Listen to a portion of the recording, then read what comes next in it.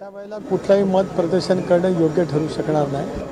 न्यायव्यवस्थेवरती आमच्या सर्वांचाच विश्वास आहे. त्याच्यामुळे न्यायव्यवस्था या संदर्भातला आमच्या युक्तिवादाच्या वरती आधारित आणि वस्तुस्थितीवरती आधारित आम्हाला त्या ठिकाणी न्याय मिळेल असा विश्वास वाटतो आहे. अनेक हस्तक्षेप याचिका सर, आज तुम्ही बैठका घेतलेल्या आहेत. काय नेमकं बैठकामध्ये झाल्या, किती मुलाखती झालेल्या आहेत, आघाडी संदर्भात काही स्पष्ट झालंय का? आज मुलाखतींसाठी बैठक नव्हती. राज्यातल्या 29 महानगरपालिकांच्या निवडणुका घोषित झालेल्या आहेत. 23 तारखेपासून नामनिर्देशन पत्र दाखल करण्याची प्रक्रिया त्या ठिकाणी सुरू झालेली आहे. अशा वेळेला त्या त्या जिल्ह्यांतील नेमलेले समन्वयक, त्या शहराचे असलेले अध्यक्ष आणि पक्षाचं कोर ग्रुप म्हणजे जी आमची कमिटी आहे यांच्या समेत आज आम्ही सगळा त्या ठिकाणी आढावा घेतला.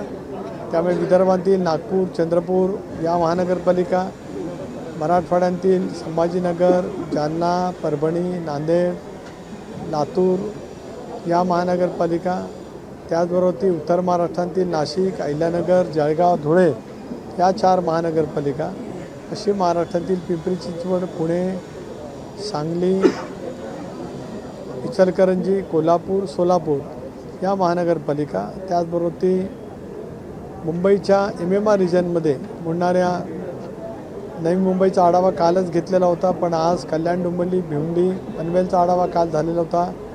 ठाणे शहर, त्याचबरोबर ती मीरा भाईंदर आणि वसई विरार या सगळ्या महापालिकेतील क्षेत्रातील पक्षाच्या प्रमुख पदाधिकाऱ्यांची बैठक त्या ठिकाणी घेतली आणि त्या ठिकाणची राजकीय परिस्थिती आणि मग महायुती म्हणून निवडणुकीला सामोरं जात असतानाच नेमकं काय पद्धतीने पावलं उचलली गेली पाहिजेत आणि आत्तापर्यंत त्या महानगरपालिका हद्दीमध्ये मित्र पक्षांची काही चर्चा झाली असेल तर त्याचा एक साधन ते अहवाल त्या ठिकाणी घेतला.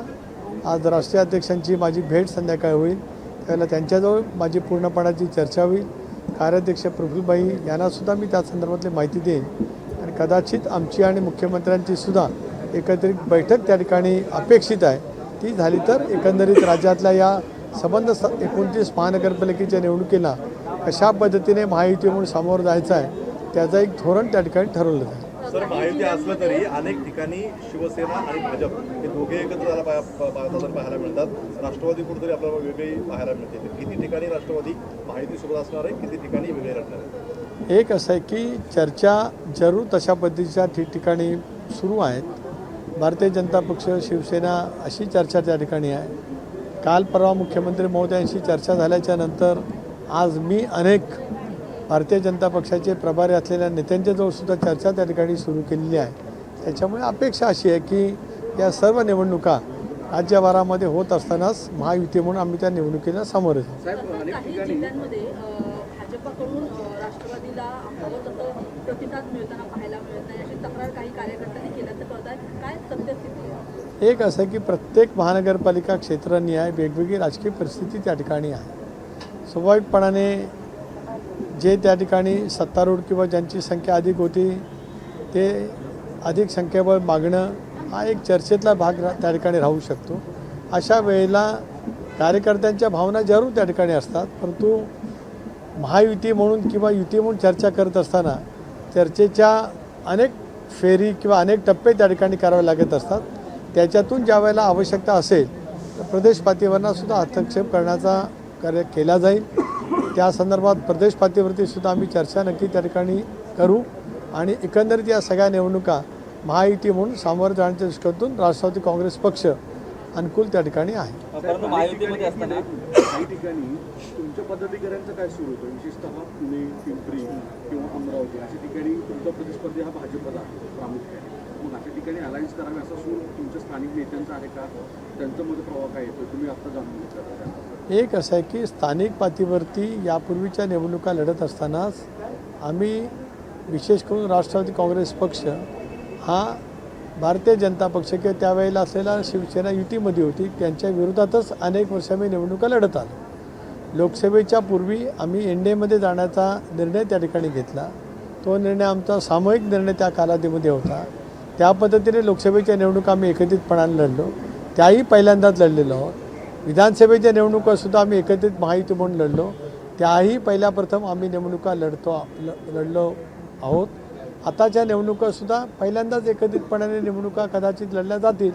त्यावेळेला थोडाफार भावना थोडेफार मत ही वेगवेगळी असू शकतात, पण तो लार्जर इंटरेस्ट म्हणून महायुती म्हणून ज्यावेळेला राज्यामध्ये आम्ही सत्तेवरती आहोत अशा वेळेला राष्ट्रवादी काँग्रेस पक्षाचं स्थान त्या महानगरपालिकेतलं अबाधित ठेवत कशा पद्धतीने पुढे जाता येईल त्याचा प्रयत्न आम्ही करणार आहोत. राज्यामध्ये अनेक ठिकाणी तुमचा मित्रपक्ष तो तुमच्याबरोबर येत नसेल तर तुम्ही स्थानिक पातळीवर कोणत्या मित्रपक्षाचा विचार निवडणूक लढवण्यासाठी करा? आज खूप हे प्राथमिक अवस्थेमध्ये आहे. अजूनही अर्ज भरण्याची प्रक्रिया संपायला 10-12 दिवसाचा कालावधीमध्ये आहे. त्यापर्यंतच्या कालावधीमध्ये आमची चर्चा महायुती म्हणूनच त्या ठिकाणी राहणार आहे. जर तरचा प्रश्न आज काय उद्भवत नाही. मी स्वतः सकारात्मक या गोष्टीची आहे की आम्हाला ही निवडणूक महायुती म्हणून लढवायची. काँग्रेस आणि प्रकाश आंबेडकर यांची एकत्र येतील असं वारंवार म्हटलं जात आहे. दोन राष्ट्रवादी एकत्र येतील काही ठिकाणी असं वारंवार म्हटलं जात आहे. तर अशा कोणकोणत्या जागा आहेत जिथे अशी शक्यता आहे?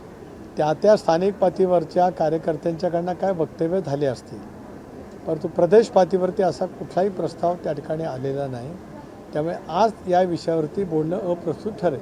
वंचित सोबत जाण्यासाठी काही चर्चा सुरू आहे का? कारण काँग्रेस आणि वंचित एकत्र येण्याचा प्रयत्न करते. त्यामध्ये प्रकाश आंबेडकर म्हटले, एकनाथ शिंदे आणि अजित पवार आणि राष्ट्रवादी यांच्यासोबत बोलणं सुरू आहे.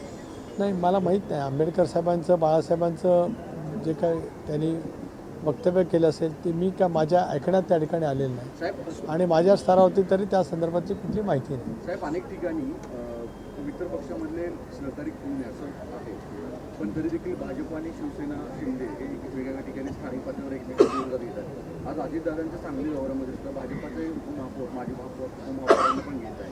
मित्रपक्षांमध्ये यामुळे वाद निर्माण होईल असं एक सांगितलं. तर एक असं आहे की हे सगळे संकेत पाळले जावेत ही बाब राज्य पातळीवरती ठरली होती. त्याच्या संधी असण्याचं काही कारण नाही. परंतु गेल्या मधल्या कालावधीमध्ये वेगवेगळ्या ठिकाणी वेगवेगळी पक्षांतरं निश्चित त्या ठिकाणी झालेली आहेत. परवा राष्ट्रीय नेते आमचे एनडीएचे नेते महायुतीचे नेते म्हणून आदरणीय अमितभाईंची आमची ज्यावेळेला भेट झाली त्याला या विषयावरती सुद्धा चर्चा त्या ठिकाणी झालेली आहे.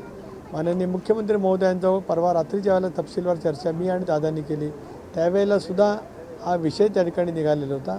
आजही कदाचित चर्चा होईल त्याला त्या विषयावरती आम्ही चर्चा नक्की त्या ठिकाणी करू. साहेब माणिकराव कोकाटेंचा राजीनामा घेतला गेला या गोष्टीला पार्टी म्हणून तुम्ही फार पाठीशी घालून पाहतो का? पण तरी देखील मुख्यमंत्र्यांच्या अखेर जास्त भूमिकेमुळे आणि अजितदादांच्या भूमिकेमुळे अखेर राजीनामा द्यावा लागला.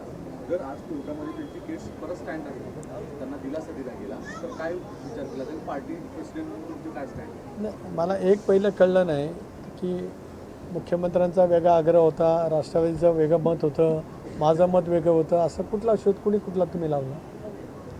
असं कुठं होतं? नाही नाही, असं झालं की त्याच्यामध्ये पहिल्यांदा मंत्रिपदाची खाती फक्त घेतली गेली आणि कॅबिनेट. तुम्ही जे मगाशी म्हणालात ते वक्तव्य पुन्हा एकदा बोललात तर मला बरं राहील. बरं ठीक आहे, जर तुम्ही म्हणताय त्याप्रमाणे नाही, मी म्हणतो त्याप्रमाणे नाही. आपण ज्या वेळेला बोलू विचारू त्यावेळेला त्याच्यामध्ये काहीतरी सत्यता असली पाहिजे. त्याच्यामुळे आमच्या महायुतीमध्ये या विषयावरती कुठं दुमत नव्हतं.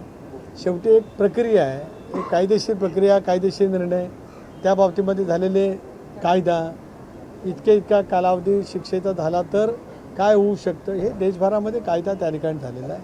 त्या संदर्भातली सगळी चर्चा ही योग्य पद्धतीने माननीय मुख्यमंत्री उपमुख्यमंत्री आणि राष्ट्रवादी काँग्रेस पक्ष म्हणून समन्वयानेच त्या ठिकाणी होती. आज आता आपण जे म्हणतो त्याप्रमाणे शेवटी न्यायालयामध्ये युक्तिवाद सुरू आहे. न्यायालयाचा निर्णय येईपर्यंत प्रतीक्षा करणं योग्य राहील.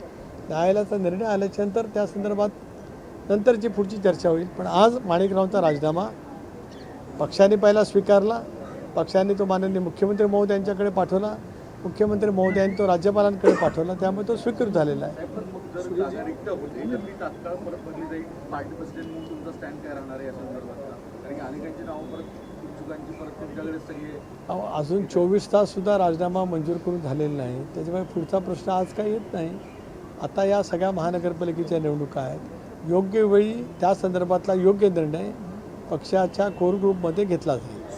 जर कोर्टाने राजीनामा संदर्भात जर काही कोर्टाने स्थगिती वगैरे दिली खालच्या कोर्टाच्या निर्णयावरती तर पुन्हा एकदा तुम्ही त्यांना ग्रीन सिग्नल देणार आहात? मी आता तेच म्हटलं की न्यायालयाच्या निर्णयाच्या नंतर या संदर्भामध्ये पक्षाच्या कोर ग्रुपमध्ये बैठक होईल, चर्चा होईल आणि मग योग्य तो निर्णय घेतला जाईल. सुनील जी, आज महानगर पालिकाओं के संदर्भ में एक